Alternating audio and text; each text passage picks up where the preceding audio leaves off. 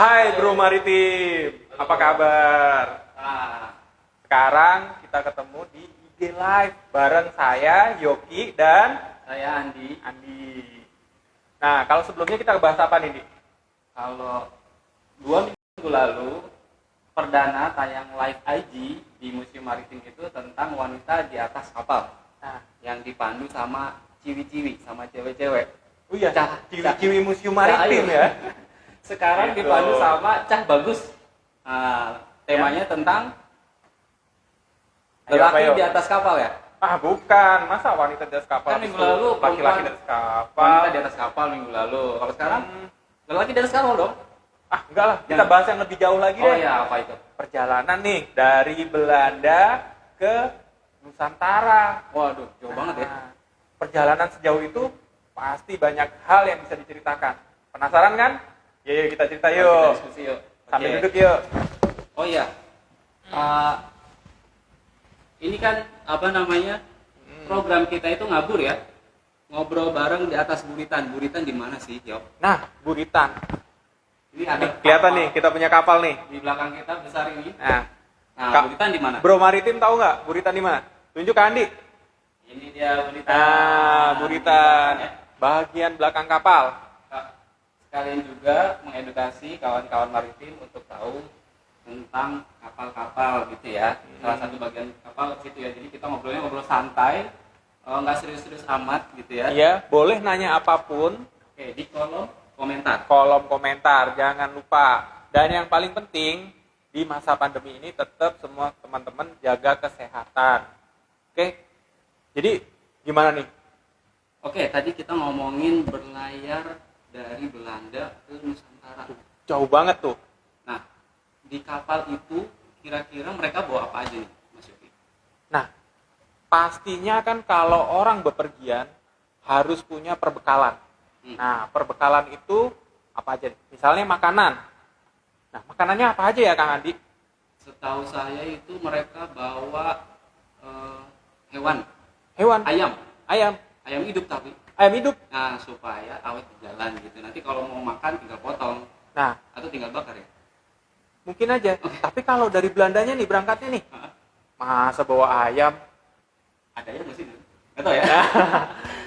Kalau tebakan saya nih ya, dari saya baca-baca tuh, mereka bawa daging babi.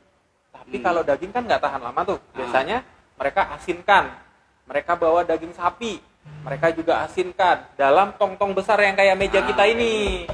Nah, terus mereka juga nggak pernah lupa tuh bawa anggur, bawa minuman khas dari Belanda. Tapi Gitu. yang paling penting tetap bawa air. Bawa air. Bawa air ya. Nah, cuma di perjalanan sejauh itu mau sebanyak apa bawa airnya? Nah, waktu dari perjalanan dari Belanda ke Nusantara itu kurang lebih memakan waktu, kalau nggak ada muatan, artinya nggak ada rempah-rempah yang dibawa atau penuh banget gitu ya, bisa 8 bulan. 8 bulan. Nah, kalau 8 bulan kira-kira butuh berapa gentong nih? Yok? Nah, dan muat nggak tuh kapalnya? Nggak muat kan? Tapi kalau saat muatan banyak banget, bisa sampai 1 tahun. Ini ada cerita uniknya nih, kawan Bro Maritim ya. Ternyata mereka tetap bawa air di gentong-gentong. Tapi di tengah perjalanan, ketika terjadi hujan maupun badai, mereka mengisi air, menampung air di gentong-gentong besar itu. Nadahin hujan ya. Nadahin hujan. Terus cerita serunya lagi gimana? Yang mana nih? Yang soal mandi. Jadi mereka nggak pernah mandi di kapal itu ya. Nah, karena saking langkanya air tawar itu diutamakan untuk minum. Ya, Oke. jadi kalau mau mandi ya tunggu hujan baru mereka mandi gitu. Lalu logistik lagi nih, makanan tadi. Manusia kalau di lautan selama itu pasti badannya akan rapuh, kan? Padahal manusia tetap butuh gizi gitu, butuh sayur dan sebagainya. Dari mana mereka dapat sayur, Mas? Oh, betul dong tadi kan. Apa? Bawa vitamin C. Wah, vitamin C mana ada vitamin C? Gitu. Makanan-makanan yang dari biji-bijian ya. Ah. Dari biji-bijian, kemudian gandum juga mereka bawa juga tuh dari Di beberapa catatan pelaut ditulis bahwa di kapal-kapal itu juga ada biji-bijian. Tidak hanya gandum, tapi juga kacang-kacangan. Dan uniknya lagi, mereka mendapatkan sayur itu dari kecambah kacang. Jadi tetap nutrisi di tubuhnya itu terisi. Ya. Gitu. Mancing nggak buat ngambil ikan? Bisa jadi. Ya. Jadi nggak selalu dibawa kebutuhan untuk 1 tahun atau 8 bulan ya? Iya. Ya. Kurang lebih mungkin mereka akan bawa perbekalan selama 6 bulan. Bisa Karena jadi. mereka akan transit dulu Ya. untuk isi logistik di mana? Nah, ada beberapa kota-kota pelabuhan yang terkenal tuh dari Belanda lewat menyusuri Eropa bagian selatan sampai ke Afrika sampai ke Semenanjung Harapan, lanjut lagi lebih ke timur sampai ke Madagaskar. Nah, itu kota-kota itulah tempat untuk mereka mengisi suplai itu karena kapasitas kapal pasti terbatas. Gitu. Nah, sebenarnya rutenya lewat mana aja sih biar teman-teman Bro Maritim tahu nih? Kita punya peta sih. Mau Boleh dilihat? Ya. Nah, ya. Ini Bro Maritim. Bayang ya, dulu dari Belanda ke Nusantara itu muternya jauh sekali. Belum ada terusan Suez, jadi belum bisa langsung.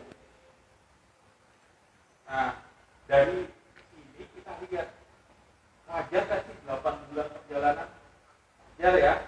Dan berapa kota yang akan mereka singgahi untuk sampai ke Nusantara. Nah, itu masih pakai kapal layar ya? Masih belum ada mesin uap ya. Jadi masih pakai kecepatan dengan bantuan angin. Artinya dengan layar yang besar gitu untuk bisa mendorong kapal. Gitu. Nah, BTW, ini boleh saya taruh nggak? oh iya berat ya? Berat. Oke, silahkan. Nah, jadi Bro Maritim, di perjalanan yang sejauh ini, tentu nggak cuma masalah makanan yang dipikirkan. Masalah keamanan di kapal gimana tuh? Nah, itu tadi senjata. Oh Saya iya, bawa. senjata. Nah, tapi waktu abad 16 itu belum ada pistol yang seperti itu. Adanya pistol genggam ya. Ya, Pistol yang cuma satu peluru, kita kasih mesiu, tembak, jeder. untuk keamanan mereka bawa, kalau kita apa? Golok ya. Mereka Pedang, bawa Ya. pedang. Gitu, bawa pedang. Jadi Iya. untuk keamanan diri sendiri, untuk para perampok juga misalnya kalau Iya, benar. mau berantem ya pakai Nah, pisau ya. Yang iya, paling- itu kenapa kayaknya kalau jadi pelaut itu juga harus punya ilmu bela diri nih, ilmu pedang juga gitu, karena memang untuk melindungi mereka di lautan. Nah, apa sih ancaman di lautan? banyak, Bakal diserang musuh nggak sih di lautan? banyak. Berarti kapalnya juga harus punya persenjataan dong? Betul. Kalau kita lihat di belakang kita ini ada kotak-kotak kecil, terus kemudian muncul kepala meriam, cannon. Ini kalau kapal perang ya, tapi kalau kapal dagang ada nggak sih? Ini jenisnya galeon. Galeon ini punya dua fungsi. Dia bisa jadi kapal dagang sekaligus kapal perang karena dia bisa memuat banyak sekali meriam. Nah, bagian irisan-irisannya di 2 minggu yang lalu sudah dibahas sama ciwi-ciwi museum maritim. Waktu menjelaskan tentang wanita di atas kapal, itu ada irisan Ya, tentang tentang kapal. Nah, ini kan kapalnya gede nih. Heeh. Kira-kira waktu mereka belayar ke sini itu bawa berapa orang sih? wah itu. Nah, ukuran kapal itu juga beragam. Mulai dari 20 meter yang disebut dock ya. Nah, sampai ke ukuran long ship sampai ke galeon ini. Galeon ini cukup banyak. Variannya juga banyak. Ada yang mulai dari ukuran panjang 30 meter sampai 60 meter. Nah, bayangkan kalau galeon 30 meter, dia bisa membawa 20 sampai 30 personel. Itu termasuk tentara di dalamnya. Itu. Nah, kalau ukuran yang lebih besar, itu bisa membawa ratusan. Nah, dari catatan seorang astronom juga namanya Claudio Ptolemaeus ya, kalau nggak salah ya, dari Yunani. Sebetulnya orang-orang Nusantara juga sudah bisa membuat kapal yang besar juga. Oh iya, Gitu. Ya, terutama ketika pada zaman Majapahit. sebesar kapal Eropa juga, Lebih besar bahkan. bahkan lebih besar. Bahkan lebih besar. Tipenya tipe kapal Jung yang itu dia panjangnya 100 meter dan bisa muat sekitar 800 orang. 800 Jadi kita nggak orang. kalah juga bisa bikin kapal yang gede gitu ya. Dibandingkan dengan kapal Flor de la Mar yang kapal terbesar Portugis waktu itu cuma seperempatnya. Seperempatnya. Flor de la Mar itu kurang lebih 30 meter dia panjangnya. Bisa muat 200 ton, tapi kalau kapal Majapahit Jung ini bisa sampai 2000 ton. 2000 ton. Wow, berapa kayu, berapa pohon yang dibutuhkan Iya, itu. dan katanya waktu lapisan-lapisnya sampai 4 lapis. Jadi waktu perang itu kapal Jung ini kalau ditembak dia cuma tembus 2 lapis. Wow, 2 lapisnya lagi aman. kayu Itu apa kapal itu ya? kayu jati. Kayu jati. Wah, kayu jati paling banyak di Indonesia, di Pulau Tuh, Jawa. Ya. makanya kita bisa bikin kapal yang besar, yang kuat, yang bisa menjadi tandingan kapal-kapal orang Eropa. Nah, ngomong soal bahan nih, kan kapal-kapal di abad pertengahan itu ya, itu kan kayu jati, tapi kalau di Eropa kan nggak ada kayu jati tuh. Nah, pakai kayu apa dong? Mereka tetap pakai kayu-kayu yang ada di hutan-hutan di Eropa, kayu-kayu ringan kalau disebutnya kan, bisa kayu pinus dan sebagainya. Kalau ditabrak kapal Majapahit kalau ditabrak gitu? Kayaknya sih. Anda kita menang ya. Nah, Jung juga dikenal di Cina, jadi tidak hanya di Pulau Jawa. Jadi ada Jung Cina juga, ada Jung Jawa. Nah, terus kalau nih mereka dari Eropa nih kan datang ke Nusantara, itu dari mana sih mereka bisa tahu tuh? Nah, itu tadi bro. Jadi kita sebetulnya punya teknologi pelayaran yang kalau dibilang lebih dulu ya bisa lebih dulu ya. Jadi orang-orang Nusantara itu sekitar awal abad 14-15 itu sudah bisa mengarungi lautan sebetulnya. Contohnya aja di Candi Borobudur ya, kita bisa menemukan kapal samudra raksa. Kalau disebutkan sekarang kapal samudra raksa. Nah, kita tahu bahwa Borobudur itu dibangun sekitar abad ke-8. Oke. Nah, jadi dari situ kita mungkin bisa menjelajah ke berbagai. Oh, jadi orang Nusantaranya sendiri sudah menjelajah sampai mungkin ke Afrika, ke Eropa dan sebagainya, ke Arab. Nah, jadi kabar tentang Nusantara sendiri sudah pernah terdengar sampai ke Eropa, begitu ya. Jadi ketika mereka menjelajah dari Eropa sampai ke Nusantara, nah mereka sudah ada tuh info-infonya. Ya, rutenya dari nelayan-nelayan atau budak-budak ya, budak-budak yang ada di Afrika sana. Soalnya banyak tinggalan juga warisan ya, kalau dibilang warisan di Madagaskar sana, mulai dari bahasanya gitu kan ya, ada sedikit-sedikit mirip gitu kan. Kemudian bahan-bahan makanannya gitu. Nih, ada pertanyaan nih. Oke. Oh, ada yang nanya? Iya. Tanya dong Mas, apakah mereka membawa perbekalan makanan dari Belanda untuk kebutuhan makanan selama pelayaran sampai ke Batavia atau hanya ke pelabuhan transit berikutnya? Ya, kalau perjalanan ke Batavia kurang lebih bisa 1 tahun. Kalau 8 bulan sampai 1 tahun ya. Penuh muatan gitu. Jadi sepertinya mereka mengurangi itu sampai hanya 6 bulan saja, karena perjalanan dari Belanda ke Tanjung Harapan untuk transit itu hanya bisa ditempuh waktu dalam 6 bulan. 6 bulan itu lama loh. Ya banyak juga sih. Banyak juga berarti perbekalannya. Kalau kapal ukuran yang cuma 30 meter kayaknya ya paling mungkin ya disesuaikan juga kali ya. Gitu. Kita harus lihat catatannya juga ya mungkin. Tapi dia nyata apa enggak ya? Mungkin juga fungsinya dari kota-kota transit itu adalah mereka sudah memperhitungkan kalau sampai di kota tertentu mereka akan mengisi.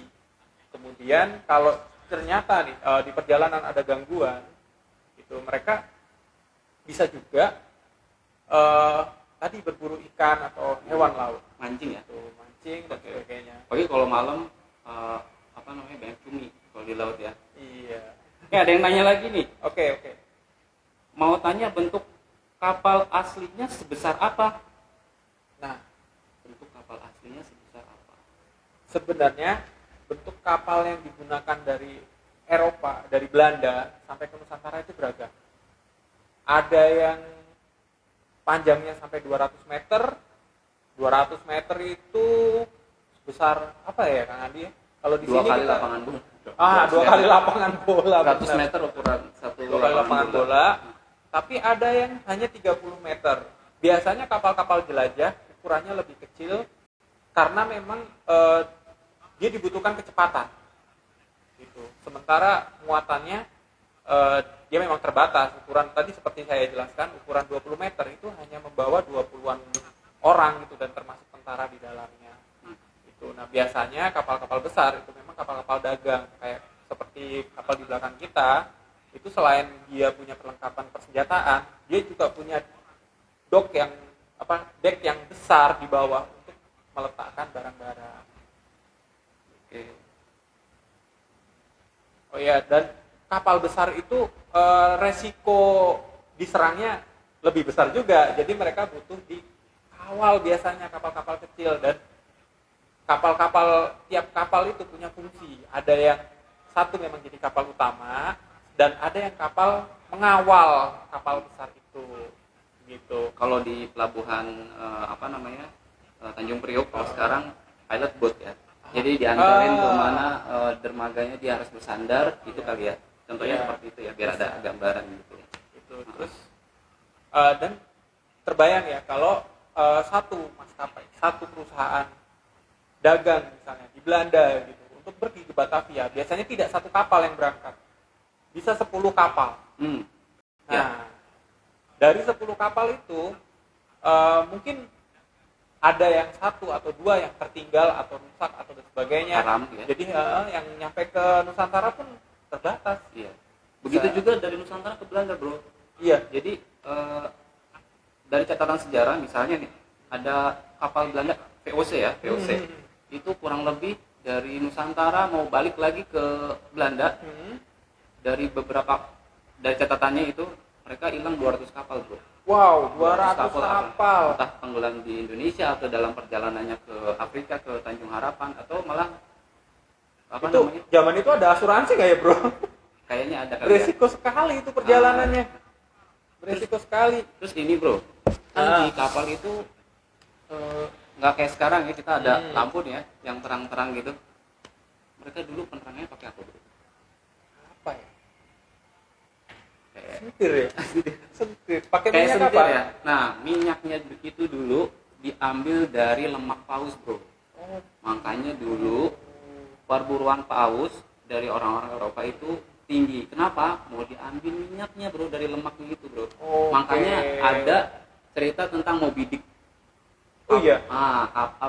Ikan paus yang diburu sama orang-orang Eropa. Paus untuk diambil salah satu komoditas penting gitu ya. Iya, untuk diambil minyaknya atau lemaknya. Yang Ini, lemaknya bro, ini untuk nyalakan bahan bakar lampu. Jadi sepanjang perjalanan nggak gelap gulita, bro. Bro, Gitu. ada pertanyaan lagi nih, bro. Oke. Gimana cara melihat arah kemana kapalnya akan melaju? Nah, loh.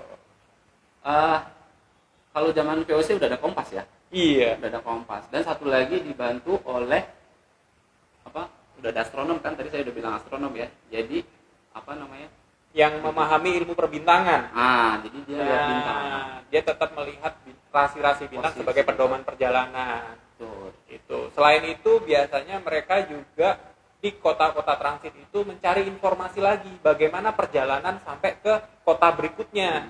Apakah situasinya aman atau tidak, termasuk arah.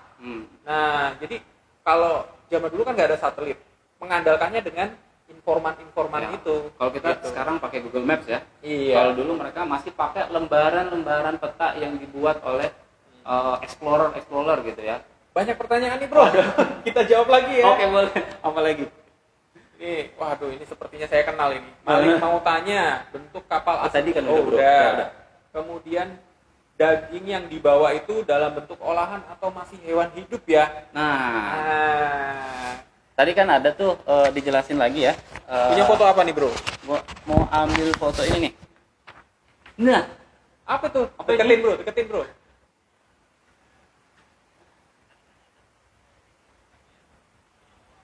oh ya ini ya. Nah, ayam hidup. Ayam hidup. Kebayang nggak kalau ayam itu mungkin karena ukurannya kecil, jadi beberapa kapal membawanya dalam kondisi hidup dan daging selain dibutuhkan dagingnya, ayam kan butuh telurnya juga. Tapi untuk daging biasanya daging sapi tadi, kalau bawa sapi ukuran hidup, wah butuh berapa banyak rumput, berapa ruangan, berapa kandang yang harus kita buat. Nah biasanya mereka membuat daging olahan, bentuknya asinan, daging asin, mereka nyebutnya seperti itu, asinan. Nah itu semacam daging yang difermentasi, kemudian dimasukkan ke tong-tong seperti ini. Tong ini. Itu. Iya, dan bisa juga daging-daging olahan itu bentuknya apa ya kita kenal sekarang, sosis ya. Sosis ya. Semacam itu. Sosis. Dan roti yang keras itu loh, bro. oh iya, Roti yang sengaja dibikin keras biar awet banget tuh. Roti Prancis itu, roti buaya yang panjang itu. Iya. Nah, itu kan buat makanan juga di dalam di benar atas kapal sekali. tuh. Dan ini serunya nih. Daging babi itu kadang-kadang dibawanya dalam bentuk kering. Jadi luarnya keras. Luarnya keras tuh, Bro. Tapi dalamnya dia terlindung. Dalamnya tetap merah, Bro. empuk ya. Kayak wafer dong. Apa? Wafer. Jadi itu dan cara pengawetan itu masih dilakukan di beberapa desa di Eropa sampai sekarang. Iya. Itu dan dagingnya tentu juicy sekali. Gua nggak pernah Sayangnya coba. saya belum pernah makan. Jangan ya. Karena kita muslim jadi nggak bisa makan ya.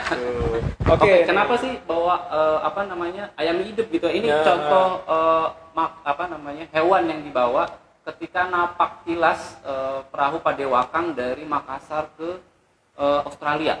Jadi kita punya sejarah hubungan antara suku-suku Bajau dan Bugis sama orang-orang aborigin di Australia. Nah, ketika orang Bugis atau orang Bajau itu mencari komoditas timun laut di Australia itu, mereka bawa hewan-hewan hidup juga seperti ini, ayam gitu ya, untuk dibawa sebagai perbekalan. Jadi tengah jalan kalau misalnya mau makan tinggal potong, tinggal bakar. Gitu Iya, ya. benar. Nah ini ada lagi pertanyaan nih, Bro. Oke. Mau nanya Kak, kapal Batavia sama kapal Pinisi apa ada beda?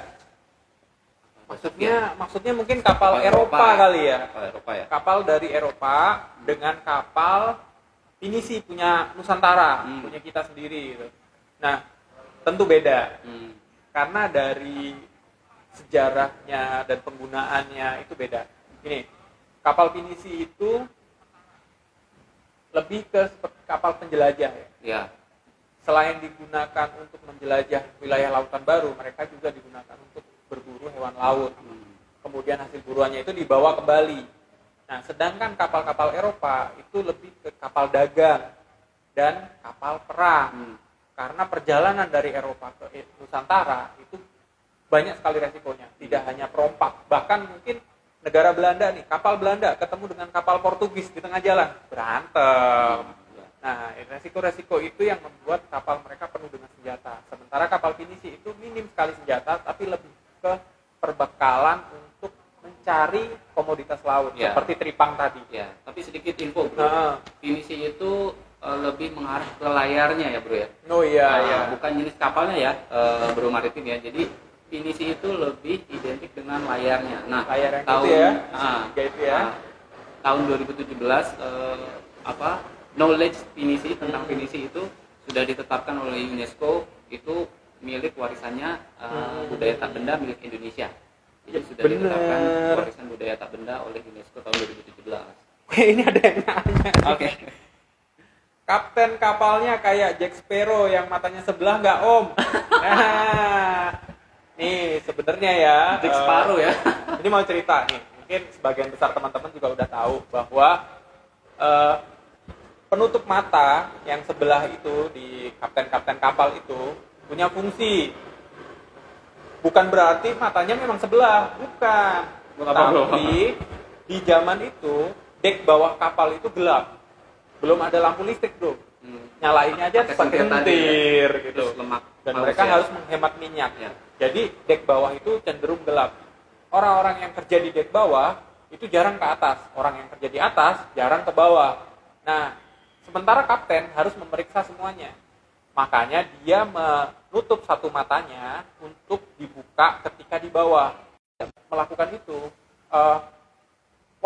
ketika mata itu beradaptasi dengan terang gelap, itu akan membuat mata lelah. Dan bukan itu ya, bukan matanya rusak ya. bukan berarti matanya dicolok oleh musuhnya. Atau ketembak gitu ya. Bukan. Tapi memang si Jack Sparrow kalau nonton di Pirates itu nggak rusak juga sih. Iya, Dia cuma kan? aksesoris aja sih ya. Aksesoris. Dan itu fungsinya seperti itu, penutup mata itu, untuk menjaga mata mereka agar lebih mudah beradaptasi di bawah deck dan di atas kapal. Itu. Terus ini lagi bro, yang penting bro, kan kalau tadi kita misalnya orang Belanda berlayar dari Belanda ke Nusantara itu 6 bulan, 8 bulan sampai ada yang 1 tahun. Iya. Nggak mandi kan? Mandinya nunggu hujan ya. Aduh, nah, mandinya nunggu terus hujan. gimana kalau pup bro? Aduh. Waduh, kalau buang air kan nggak mungkin sampai 1 tahun kan? Nih, di sebelah mana nih di antara kapal kita yang ada tempat untuk Apa buang air ya? pribadi untuk buang Ya, air? penting juga itu bro, supaya tahu kalau ternyata zaman dulu kita bersyukur banget ya. Kita dilahirkan di zaman ini, kemudian teknologi sudah maju ya. Nah kalau dulu bro, gimana bro? Nah, kita punya gambarnya nih, gambar seru nih.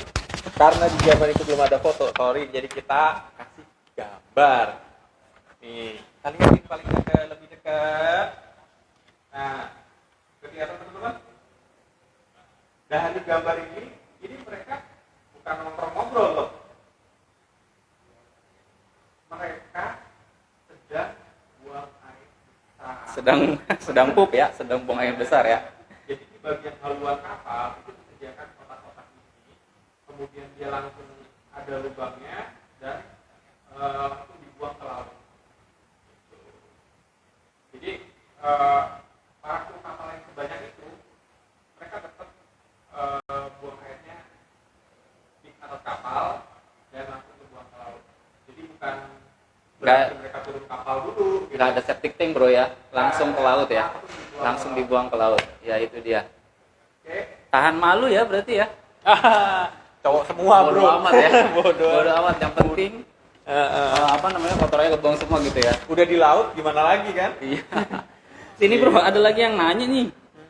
Mas bro, kecepatan maksimal dari Irsyad Leihitu. Kecepatan maksimal kapal penjelajah Eropa itu berapa sih? Karena kalau ngebut kan kasihan kalau ada bayi lumba-lumba lagi nyebrang. Iya. Jadi mah. Ya, beragam kecepatannya. Untuk beberapa kapal ukuran jenis kapal galeon itu biasanya dia mengandalkan layar saja karena ukuran kapalnya yang besar ya. Nah, itu biasanya antara 4 sampai 5 knot masih sanggup.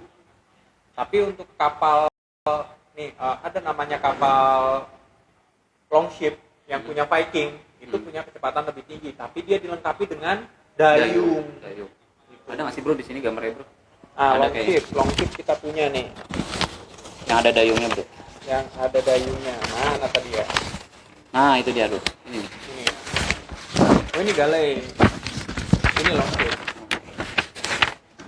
Nah ini kapal yang ada dayungnya. Jadi dia bisa berlayar lebih cepat.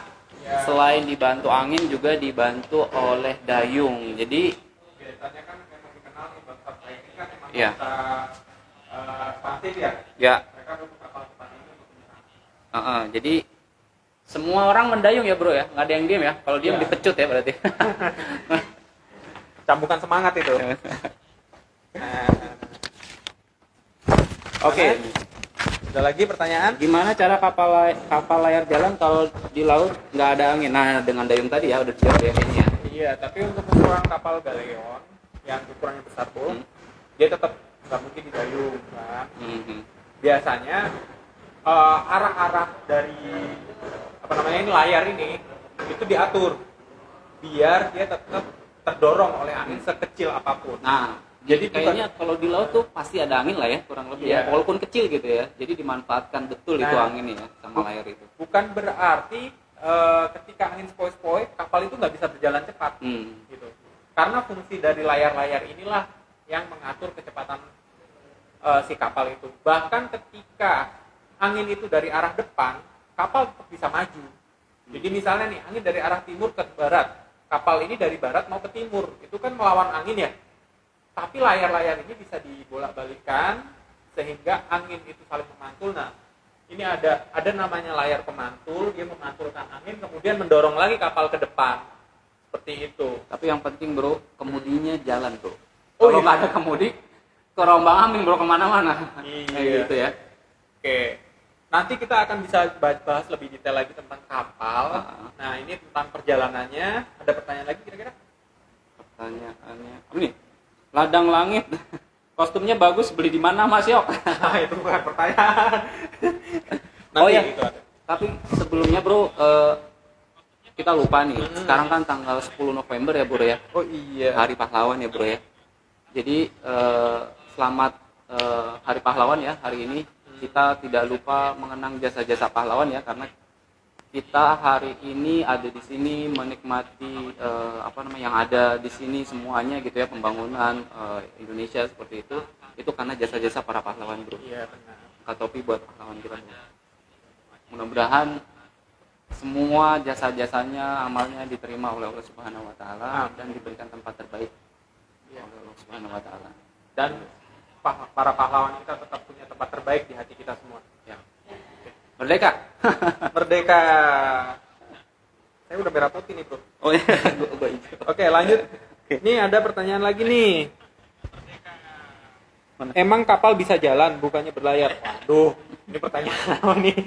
Canda Kapal deh. tentu berlayar. Dari Virta Permata, kayaknya kita kenal nih. Nah, kira-kira awak kapal yang berkirim pesan ke keluarga di tempat asalnya, Om. Maksudnya mungkin bagaimana caranya awak kapal ya berkirim pesan ke keluarga yang Kalau kita kan sekarang WhatsApp ya. WhatsApp ya, ucapan, SMS-an gitu. Ya. Kalau dulu gimana dulu? dulu tentu ada surat. Surat. Tetap ada surat, dan biasanya ketika kita misalnya nih ada orang Belanda yang kemudian dia berdagang di Nusantara, biasanya mereka akan menitipkan kabar ke orang Belanda lain yang kembali ke Belanda. Ya. Gitu. Surat ditulis entah di atas lontar atau di atas kulit binatang, seperti itu dititipkan, atau bahkan mungkin di abad-abad ke-16 mulai dikenal ini ya, kertas ya. Sudah ada. Makanya ada catatannya, Bro. Kalau nggak ada kita nggak tahu nih. Oh iya. Kalau nggak ada kertas gimana kita bisa tahu ya? Ya, memang bangsa-bangsa Eropa lebih unggul dalam hal pencatatan ya, Bro. Jadi mereka punya catatan perjalanan. Nah, jadi mulai berangkat dari Belanda sampai ke Nusantara, Iya. mereka ada catatannya gitu. Mereka berhenti di mana aja. Tadi kita tahu berhenti di Tanjung Harapan, divisi logistik gitu ya. Oh, iya. Sampai tahu 8 bulan sampai 12 bulan mereka perjalanannya itu karena ada catatannya, Bro. Dan catatan itulah yang penting buat mereka untuk menyampaikan ke pelaut lain ya. Betul.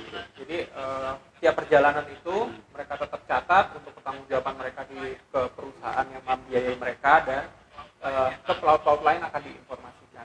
Mereka juga biasanya bawa ini, Bro, kartografer ya. Untuk Kartografer, buat iya. peta.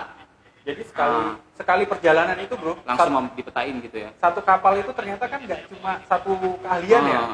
Nggak cuma di satu kapal itu nggak cuma kapten kapal dan ABK. Satu kapal itu nggak cuma ada tentara, nggak hanya itu, nggak hanya ada tukang masak, tapi biasanya bawa satu, misalnya kartografer tadi, ahli astronomi, dokter, bahkan mungkin orang-orang penjelajah yang nantinya akan ditinggal di tempat tujuannya untuk mengeksplor. Nah itu kenapa? Cari wilayah baru ya, Bro. Iya, sampai pedalaman Nusantara waktu itu, sampai ke pedalaman Jawa, Sumatera dan sebagainya, mereka punya informasinya. Begitu. Nih ada lagi nih, Bro. Oh, Ini banyak kita juga nih. sampai jam berapa ya? Ini dari Andika Pramanta. Kalau berdasarkan sejarah, kenapa bisa ada lagu nenek moyang kita seorang pelaut kali ya, Bro? Oh iya, nenek kita seorang pelaut. Oke. Ya.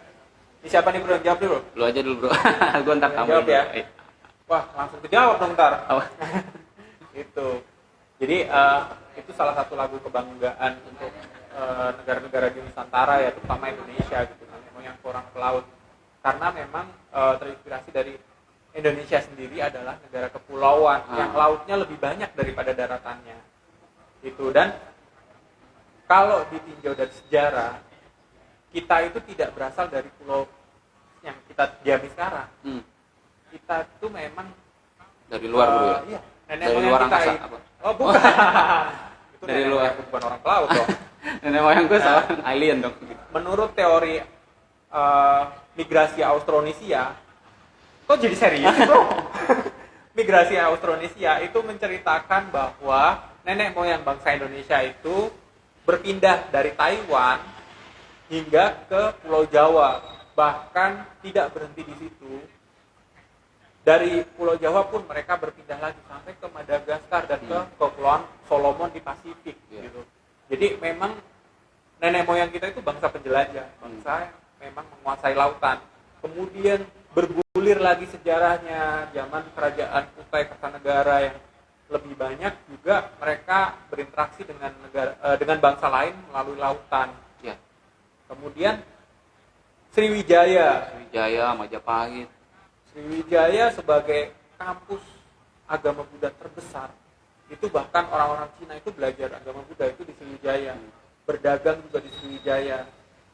Kemudian Majapahit terkenal sekali dengan kekuasaan armada lautnya. Ya. Gitu. Ya, itu kapal yang tadi 100 meter itu Nah, Majapahit. itu yang punya bikin. Majapahit tuh kapal 100 meter. Jung Jawa itu ya. Jung Jawa betul. Nah, terus di Jung itu Boro- apa sih? Kapal ya. Kapal. Terus di Candi Borobudur nih, Bro. Nah, abad ke-8, Abad ke-8. 700 sekian sudah ada relief Ada kapal. relief menggambarkan kapal. Padahal Candi Borobudur di atas gunung. Nah, terus kapalnya itu bukan kapal buat di sungai bro, bukan. Bukan ya? Itu kapal sempurna untuk di laut. Bro. Nah, kita punya fotonya nih. Oke. Nah, banyak sekali nih yang mau kita tunjukin nih. Iya. Nah, Ini dia kapalnya. nah itu bro. Nama kapalnya apa bro? Oh, sekarang namanya Samudra Raksa ya, dikasih nama kapal Ya. Samudra Raksa. Itu kapal yang berasal dari relik Borobudur dan sudah pernah dibuat replikanya dalam wujud dalam skala 1:1 dan digunakan berlayar. Bener ya bro, sampai Madagaskar ya bro kapal itu? Bener kan? Nah, kebayang bahwa bangsa kita memang sudah mengenal dunia kemaritiman dari nenek moyang dulu. Gitu. Udah? Ada pertanyaan lagi kah? Kayaknya udah ya. Kayaknya sudah semua deh. Gitu. Oke mungkin bro. Ingat ya, kecambah itu digunakan ke laut sebagai sayuran. Bayang deh, sekarang kalau nggak makan kecambah, kayaknya nggak ke laut banget. Kan? Tadi kan ada istilah nenek moyangku seorang pelaut. Kalau bisa nih bro maritim nih di rumah, kawan-kawan maritim, sesekali naik perahu ya, berlayar ya. Untuk merasakan gimana dulu nenek moyang kita menjelajahi lautan, menyeberangi dari satu pulau ke pulau lain gitu. Jadi kalau nenek moyangku seorang pelaut tapi nggak pernah naik kapal atau nggak pernah berlayar, berarti bukan pelaut dong. Bukan pelaut, belum pelaut itu. Belum ya. Gitu Nenek ya. moyangku belum pelaut itu. Oke. Kayaknya sampai sini aja ya, bro. Oke. Nanti 2 minggu lagi kita akan ada live IG lagi, Ya. tentu dengan tema yang berbeda dan lebih menarik tentunya, bro. Gantian nih sama ciwi-ciwi museum maritim ya. Oh iya, jadi Oke. selang-seling ya, bro ya. Ciwi-ciwi dulu, cowok-cowok terus ciwi-ciwi lagi. Nanti Oke. cowok-cowok juga Terus waktunya. semoga pandemi ini segera berakhir dan museum maritim bisa segera dibuka untuk kunjungan, dan jangan lupa ketika dibuka untuk kunjungan, kawan-kawan semua, bro-bro maritim semua, sisis maritim semua bisa berkunjung ke museum ini. Kita akan sangat senang sekali menerima. Oke. Kita akhiri. Terima kasih banyak bro maritim sudah, bro and sis maritim sudah ikut live di IG Museum Maritim Indonesia. Apa nih? Bro maritim. Yeay.